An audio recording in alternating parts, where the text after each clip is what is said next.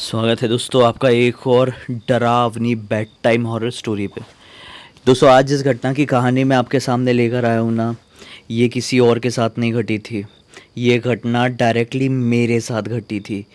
इतनी भयंकर घटना थी कि आज भी आंखें बंद करता हूँ और उस ट्रिप को याद करता हूँ ना, तो ऐसा लगता है कि वो शैतान कहीं आसपास ही तो नहीं खड़ा है। आज भी उसकी परछाई मुझे डरा जाती है। ये सोचने पर मजबूर कर देती है कि वो चीज़ क्या रही होगी। हज़ारों हॉरर स्टोरी सुनाया हूँ, हज़ारों लोगों की घटनाएं आप लोगों के सामने डिस्कस किया हूँ, लेकिन वैसा कोई ज़िक्र मुझे पहले प्रॉपरली मिला नहीं था कल तक। कल मुझे मिला और कल मैंने एक स्टोरी में आपको बताया भी था। खैर वो सब छोड़ो यार, मैं मेरे साथ क्या हुआ मैं बताता हूँ।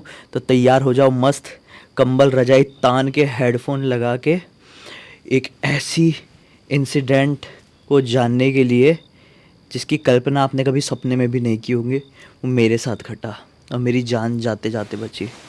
हुआ क्या था, मैं भोपाल में गया था। आप लोगों को तो पता ही है, अभी ना जाने कितनी स्टोरीज बता चुका हूँ मैं अपने भोपाल टाइम की। नागपुर में भी मेरे साथ भूतिया घटनाएं घटी, लेकिन गिनी चुनी। मैं ना 11वीं 12वीं करने के लिए नागपुर गया हुआ था। वहाँ पे उतना मैं बाहर नहीं निकलता था, क्योंकि ऑब्वियसली 11वीं 12वीं में छोटे होते थोड़ी एज। और जब हम बाहर कहीं ऐसे हॉस्टल या फिर किसी घर में पीजी में रहने के लिए जाते तो एक लिमिटेशन रहती है कि नहीं, तो कम घूम पाते थे। तो एक दो ही एक्सपीरियंस हुए थे जिसके बारे में पहले बता चुका हूँ। लेकिन भोपाल में मैं इंडिपेंडेंट जैसे एक फ्लैट में रहता था और वहाँ पे इंजीनियरिंग लाइफ थी। बहुत इन्जॉय करते थे, बहुत घूमते फिरते थे, दुनिया को बहुत एक्सप्लोर करते थे, तो ज़्यादा चीज़ों का एक्सपीरियंस मिला। और जैसा कि आप लोग समझ चुके होंगे, अब तक मेरी लाइफ शुरू से पैरानॉर्मल वर्ल्ड से ही जुड़ना चाह रही थी, मेरी खुद की लाइफ। इसलिए पैरानॉर्मल चीज़ें मेरे साथ बहुत घट रही थी। तो हुआ कुछ ऐसा, 2010 की ही बात है। मैं सेकंड सेमेस्टर में था, ठीक है, अपने सेकंड सेमेस्टर में, कि अचानक से नए नए दोस्त बने हुए थे। तो हम लोगों का प्लान बना कि चलो यार कहीं तो भी घूमने के लिए जाएंगे। कहाँ जाए कुछ समझ में आ नहीं रहा था। हम लोग ने एक ट्रिप मार चुके थे, उज्जैन, महाकालेश्वर। भोपाल से ज़्यादा कोई दूर नहीं है, तो वहाँ का ट्रिप हम बाय बस मार चुके थे। और अब हमारा मन कर रहा था कि थोड़ा कहीं दूर घूमने के लिए जाते हैं। उस समय मतलब कहीं भी चले जाएं, मतलब कहीं भी ऐसा था, बस दोस्तों के साथ जाना है। फिर हमने सोचा कि चलो कहीं भी जाने से बेटर है कि किसी अच्छी जगह जाने का, शिरडी जाने का प्लान बना लेते हैं। तो शिरडी जाने का प्लान बन गया। बोले चलो अच्छे से दर्शन भी हो जाएंगे, एक अपनी पिकनिक जैसी भी हो जाएगी। लेकिन ट्रेन से नहीं जाएंगे, बस से नहीं जाएंगे। बस का इतना साधन था नहीं शायद भोपाल से, और ट्रेन से जाने का मन नहीं था। तो कैसे चले, 4 व्हीलर करके जाएंगे। जो गाड़ी वाड़ी होती है उसको बुक करके जाएंगे। देखो ये चीज़ सबके साथ होती है कि नहीं होती मुझे मालूम नहीं, लेकिन बचपन से मुझे एक क्रेज़ था कि कोई गाड़ी बुक करो और दोस्तों के साथ पिकनिक मनाने के लिए कहीं बहुत दूर जाओ। खासकर गाड़ी बुक करके बहुत बड़ा क्रेज़ था मुझे, ठीक है। तो मेरे दोस्त लोग एग्री कर गए कि ठीक है। इसमें से जिसके घर पे मैं रहता था, अभिषेक नाम का लड़का था, उसके पहचान में कोई तो भी था जिसकी खुद की 4 व्हीलर थी। उसने बोला कि ठीक है भाई, मैं तुम लोगों से पैसा नहीं लूँगा, तुम लोग खाली गाड़ी में डीजल पेट्रोल जो भी होता है वो डलवा देना, उसी का खर्चा लगेगा। तो हमने बोले भाई बेस्ट है। वो शायद बोलेरो थी, 7 सीटर होती है।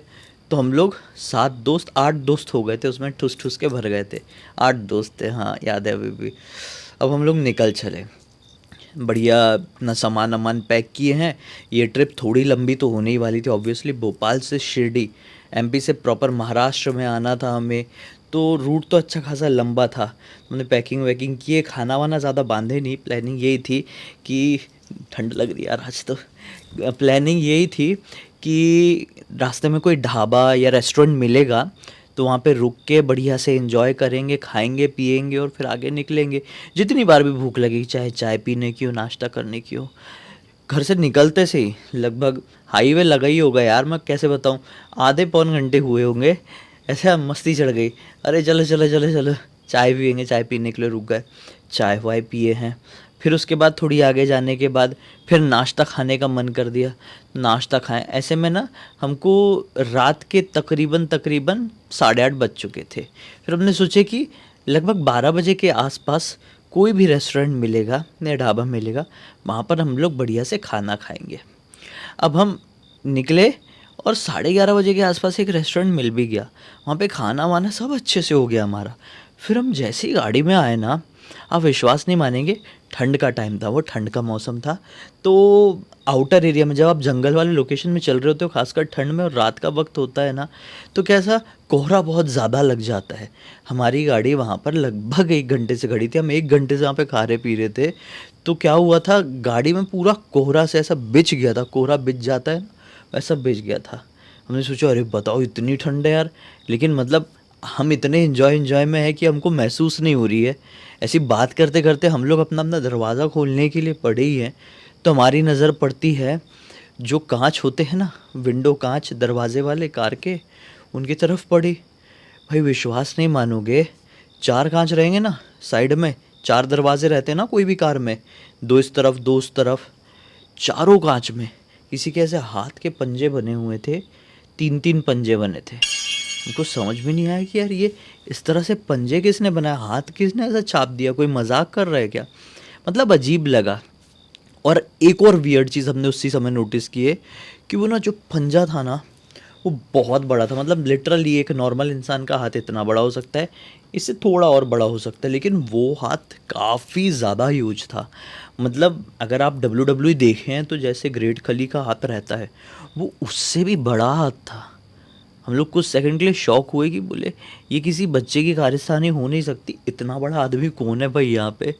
छोड़ो छोड़ो बोले, कितने में एक लड़का बोलता है अरे छोड़ो छोड़ो ये सारी चीज़ों पे ध्यान मत दो, हम अपनी ट्रिप एंजॉय करने आए कि ये सारी चीज़ों को देखने के लिए आए, चलो निकलते हैं। गाड़ी में बैठे भाई, गाड़ी में जैसे ही बैठे ना, इतनी गंदी स्मेल आने लगी, इतनी गंदी।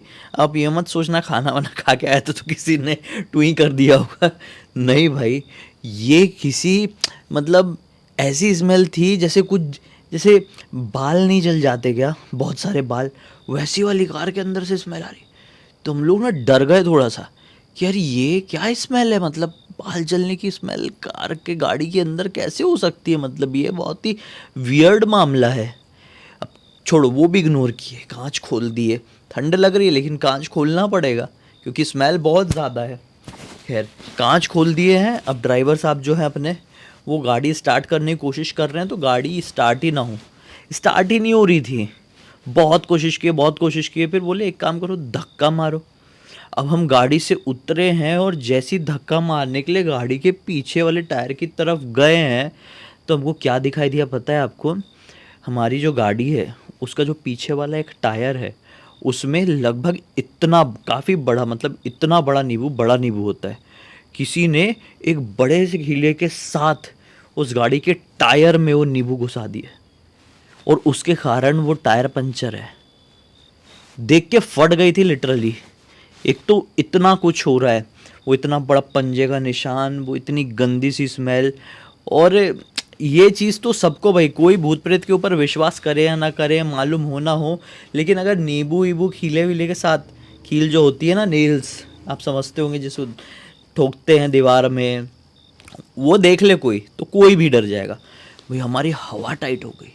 वो जो नींबू था उसमें सिंदूर भी लगा हुआ था, और एक इतना लंबा नेल के साथ, जैसे ये टायर है समझ लो, ये मेरा हाथ है ना, ये गाड़ी का टायर है, ये नेल है, ये नेल मतलब नाखून, नाखून नहीं सॉरी, अरे यार मैं नेल को नाखून बोल रहा हूँ, मतलब ये कील है, तो कील के बीच में ऐसा नींबू है और ये गाड़ी के टायर में ऐसा घुसा हुआ है। साला देख के डर लग गया था, लाल लाल नींबू था, तो हम घबरा गए धक्का मारने से। अरे ड्राइवर भाई, ड्राइवर भाई, उसका नाम था, अभी मैं नाम ले नहीं सकता ना सबका। वो उतर के आया, देखा कि अरे भाई ये क्या हो सकता है, हम नहीं निकालेंगे। इतने में ना वो जो रेस्टोरेंट था ना, वहाँ पे जो एक काम करने वाला एक लड़का था छोटू सा, मैंने छोटू नाम था उसका, मुझे याद आज भी याद है, छोटू छोटू करके उसको सब बुला रहे थे। तो उसकी उम्र रही होगी यही कोई 15-16 साल के आसपास की, 16 साल के आसपास का रहा होगा। उसको इशारा करके बुलाता है ड्राइवर, बोलता है देख बे, ये हम तुम्हारे इधर पे आए थे और ये तुम लोग क्या बाहर नींबू वीबू फेंक देते हो, हमारी गाड़ी में वो घुस गया हील के साथ, अभी निकाल के दे। बोलता है नहीं भैया मैं नहीं निकालूंगा, वो भी डर गया, बोला मैं नहीं निकालूंगा। तो हम लोगों को पता तो था मामला कुछ और है, इनके रेस्टोरेंट की वजह से नींबू वीबू नहीं घुसा है, ये कुछ और ही है।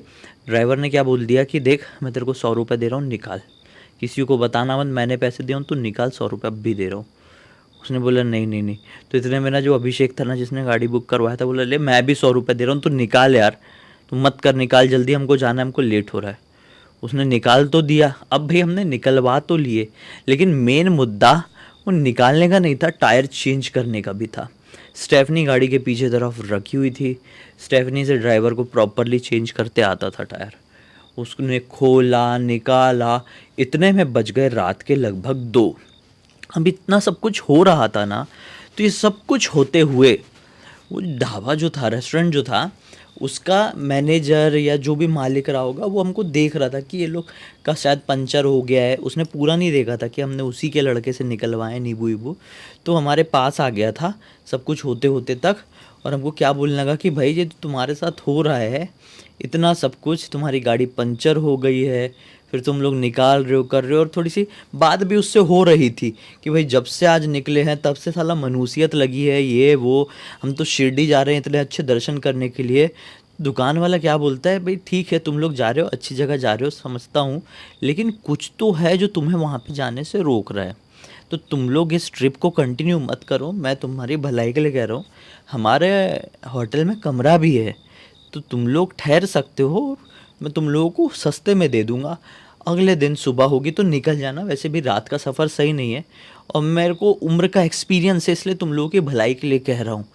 हम लोगों ने भी ये सारी चीज़ें बहुत देखी, उसकी उम्र थोड़ी सी थी ज़्यादा, मतलब तो बोला मैं अपने एक्सपीरियंस से कह रहा हूँ, मैंने भी बहुत कुछ देखा हूँ कि जब कोई भी चीज़ आपको रोकने लगे किसी भी ट्रिप के दौरान, चाहे वो ऐसी सिचुएशन सी क्यों ना हो, रुक जाना चाहिए, उस ट्रिप को कंटिन्यू नहीं करना चाहिए। लेकिन हमने मन में क्या सोचे कि ये आदमी भाई ज़्यादा दिमाग चला रहा है, इतनी उम्र का आदमी है, इसने सही बोला, इसको तजुर्बा है अच्छे से कि अपने ग्राहकों को कैसे लूटना है। हमने उसको गलत समझे थे। वो हमको बोल रहा था कि भाई अपनी ट्रिप कंटिन्यू मत करो, और हमको लग रहा था कि उसको पैसे काटना है हमसे, कि हम उसके पास स्टे करेंगे तो उसका थोड़ा सा रात का मुनाफा होगा ना। हमने उसकी नहीं माने, स्टेफनी चेंज करके हाँ हाँ हाँ कि आराम से जाएंगे आराम से जाएंगे करके ट्रिप के लिए निकल गए। अब ट्रिप बढ़िया से चल रही है, गाने वाने चल रहे हैं, काफ़ी रात हो चुकी है। कोहरा अब थोड़ी आगे आने के बाद इतना ज़्यादा नहीं मिल रहा है, कोहरा है लेकिन ऐसा भी नहीं है कि पूरा विजन ब्लॉक्ड है, विजन मिल रहा है, मतलब स्ट्रॉन्ग लाइट थी उसकी, और वहाँ पे स्ट्रीट लाइट्स भी अच्छी खासी लगी हुई थी। गाने वाने चल रहे थे। अब इतने में एक को नींद आई, फिर एक बोलता है भाई गाने थोड़ा स्लो करो, फिर दूसरी को नींद आई, फिर बोलता है और स्लो करो और स्लो करो। सब ऐसे स्लो स्लो स्लो करके गाना स्लो करवा दिया। अब जैसे ड्राइवर इससे बैठा हुआ है, ड्राइवर के बाजू में बैठा हुआ हूँ, नहीं मैं नहीं बैठा, ड्राइवर के बाजू में बैठा हुआ है अभिषेक, और अभिषेक के बाजू में खिड़की की तरफ बैठा हुआ था मैं। हाँ अभी प्रॉपरली याद आया मुझे, खिड़की की तरफ बैठा हुआ था, मतलब फ्रंटल जो ड्राइवर वाली सीट होती है ना, क्योंकि 7 सीटर में हम 8 लोग चल रहे थे, तो हम लोग ऐसे 3 लोग बैठे हुए हैं, ठीक है। पीछे बैठे हुए सारे लोग अब तक सो चुके हैं, और गाना वाना सब बंद हो चुका है, बस गाड़ी चली जा रही है चली जा रही है चली जा रही है। अब भाई आप विश्वास नहीं मानेंगे, पता नहीं कैसे क्या हुआ। अब देखो सामने पता है कौन लोग बैठते हैं नॉर्मली, रात की ऐसी जर्नी हो तो आपको भी पता ही होगा, बहुत बेसिक चीज़ है, ड्राइवर उन्हीं को बोलता है कि भाई जो सोने वाले लोग नहीं है वो ही सामने बैठो, वरना आपको सोता हुआ देखूंगा मैं तो मुझे भी नींद आने लगेगी। ऐसा ड्राइवर लोग पहले ही क्लियर कर देते हैं। तो मैं तो बहुत एक्साइटेड रहता था ना, मैंने आपको स्टार्टिंग में ही बोला था कि मेरे को 4 व्हीलर वाली जर्नी करनी थी, और अभिषेक तो ऐसे ही अपनी मस्ती में वो भी बढ़िया जागा ही हुआ था। पता नहीं कैसे हुआ, गाड़ी चल रही है एकदम सुनसान हाईवे है, ड्राइवर की झपकी लग गई, ड्राइवर की झपकी लग गई, और इतने में गाड़ी सीधी सीधी चल रही है। हाँ उसकी झपकी लग गई, हमको नहीं मालूम, हमको ना सामने से ड्राइव मतलब जैसे डिवाइडर होता है ना, डिवाइडर, डिवाइडर से उतरता हुआ एक आदमी दिखाई दिया। मैं और अभिषेक ही जाग रहे थे अभी, हमको नहीं मालूम, ड्राइवर सो गया है और गाड़ी बस चल रही है, ऐसे झपकी लेते लेते चला रहा है। अभिषेक और मुझे दोनों को दिखा, क्या देखते हम कि वो डिवाइडर से उतरा है, लगभग भाई 8 साढ़े 8 फीट का रहा होगा वो, काले रंग के कपड़े पहना हुआ था, एक अजीब सी पोशाक थी वो, मतलब बहुत अजीब थी, जैसे लग रहा था कि काले चमड़े का कुछ पहना हुआ है उसने। उसके हाथ में एक बहुत बड़ा पिंजरा था, एकदम हैवी पिंजरा, बहुत बड़ा, इतना बड़ा रहा होगा, इससे भी बड़ा यार, मतलब मैं कैसे बताऊँ, कम से कम 4 फीट का पिंजरा रहा होगा उस 8 साढ़े 8 फीट के आदमी के हाथ में, ठीक है। उस पिंजरे के अंदर एक पक्षी था, और उस पक्षी की आंखें सफ़ेद चमक रही थी। वो जो आदमी था उसका चेहरा नहीं दिख रहा था, ऐसा लग रहा था वो एक 3D शैडो है प्रॉपर। लेकिन हाँ, वो उतर के आया था तो वो इतना ब्लैक था, इतना ब्लैक था कि वो शैडो तो नहीं था, लेकिन वो इंसान भी नहीं था, वो कुछ और ही था।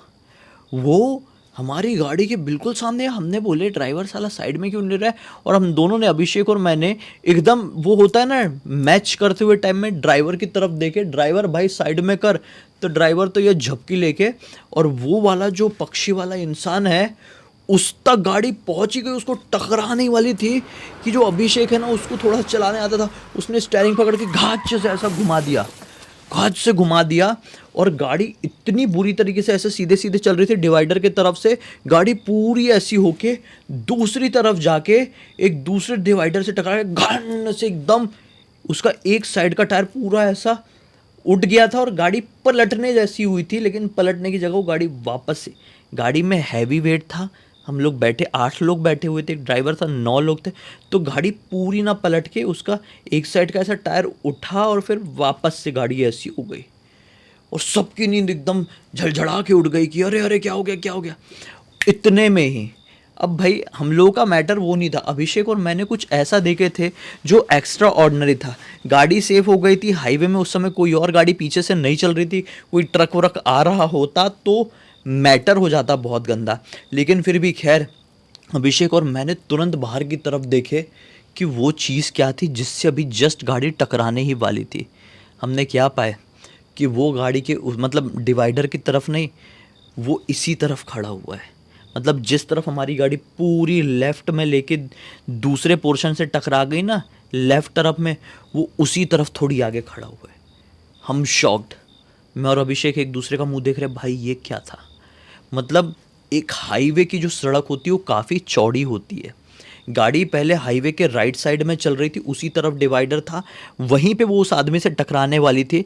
लेकिन स्टेयरिंग ऐसा घुमाए तो गाड़ी ऐसी हो गई और ड्राइवर का पैर भी ऐसा दब गया होगा, तो गाड़ी पूरी ऐसी होकर लेफ्ट में आ गई पूरे हाईवे के। और लेफ्ट में जाने के बाद एक पोर्शन से वो टकरा के सीधी हुई है कि इतने में वो आदमी उतनी दूर से यहाँ पर हमको हमारे ही साइड में दिखाई दिया। आप समझ पा रहे, इमेजिन कर पा रहे? कमेंट सेक्शन में ज़रूर बताइए, जो मैं बताने की कोशिश कर रहा हूँ आपको समझ में आ रहा है कि नहीं।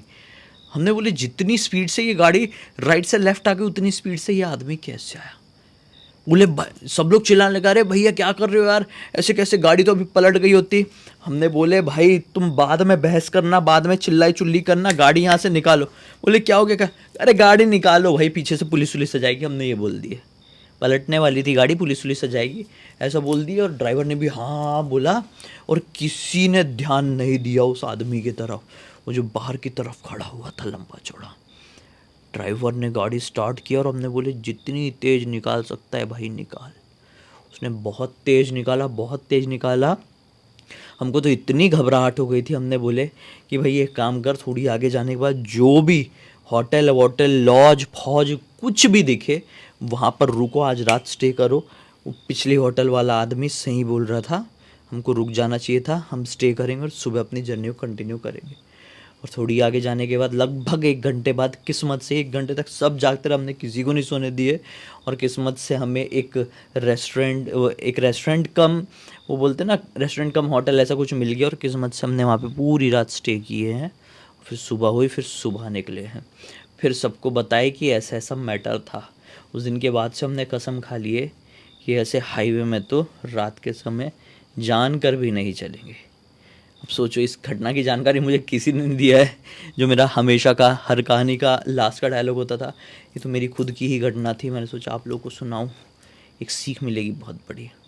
ये कि अगर आप कोई जर्नी शुरू कर रहे हैं, कोई ट्रिप को स्टार्ट कर रहे हैं और ऐसे संदेश मिलने लगे, ऐसे अंदेशा मिलने लगे, ऐसी सिचुएशंस दिखने लगे कि नहीं यार ये हमारी जर्नी में बाधा डाल रही है, ये चीज़ टोक रही है, उस दिन जर्नी या फिर उस समय उस जर्नी को होल्ड पर कर दीजिए, नहीं कीजिए। दुर्घटना से देर भली, पता नहीं आगे रास्ते में सफ़र में आपका क्या इंतज़ार कर रहा हो।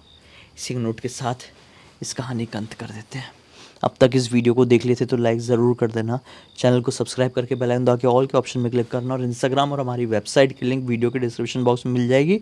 वेबसाइट में आके हमारी प्रोडक्ट और सर्विसेज चेकआउट कर सकते हैं, काफ़ी हेल्प मिलेगी। आप खुद देखिए फिर बताना। भाई कल फिर से मिलते हैं, कल नहीं हम मिलेंगे परसों, कल ऑफ है। तब तक के लिए बहुत बहुत धन्यवाद। आपका दिन शुभ हो। मैं तो सो रहा हूँ, आप भी सो जाओ।